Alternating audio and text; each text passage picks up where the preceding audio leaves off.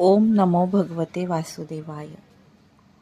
आमलकी एकादशी किंवा रंगभरी एकादशी फाल्गुन मासामध्ये शुक्ल पक्षातील येणारी एकादशी शुक्रवार दिनांक 27 फेब्रुवारी 2026 रोजी येत आहे. ह्या एकादशीला आमलकी एकादशी असे संबोधतात.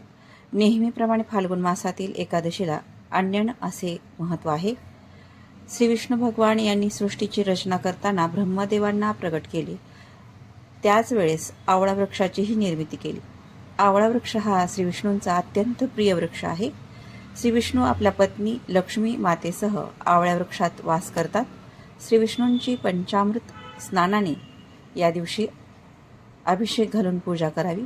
ह्या दिवशी तांदळाच्या अक्षता न वापरता तिळाच्या अक्षता वापराव्यात. पिवळ्या रंगाची फुले वाहावीत. सहस्त्र तुळशी अर्चनांचे महत्त्व या दिवशी आहेच. गाईच्या तुपाचा दिवा लावावा. तसेच आवळ्याचा नैवेद्य दाखवावा. श्री विष्णू सूक्त, नारायण सूक्त, श्री विष्णू सहस्रनाम स्तोत्राची आवर्तने, ओम नमो भगवते वासुदेवाय, ओम नमो नारायणाय या विष्णू भगवानाच्या नावाचा जप करावा. हे व्रत केल्याने शारीरिक आणि मानसिक स्वास्थ्यता लाभते.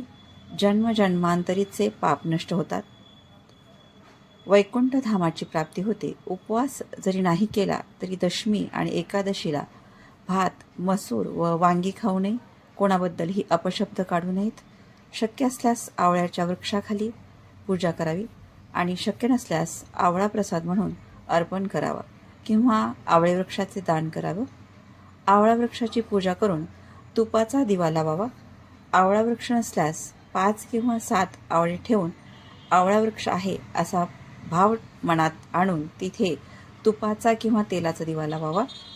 ह्या एकादशीच शिवपार्वती विवाहानंतर प्रथमच काशीला येतात अशी मान्यता आहे की या दिवशी शिवपार्वतीच्या घरी श्री विष्णू शिवपार्वतीसह अबीर गुलाल खेळतात.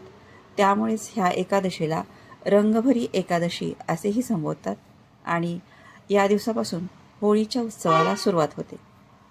एकादशी तिथीची प्रारंभ गुरुवार दिनांक 26/2/2026 रोजी दुपारी 12:34 एकादशी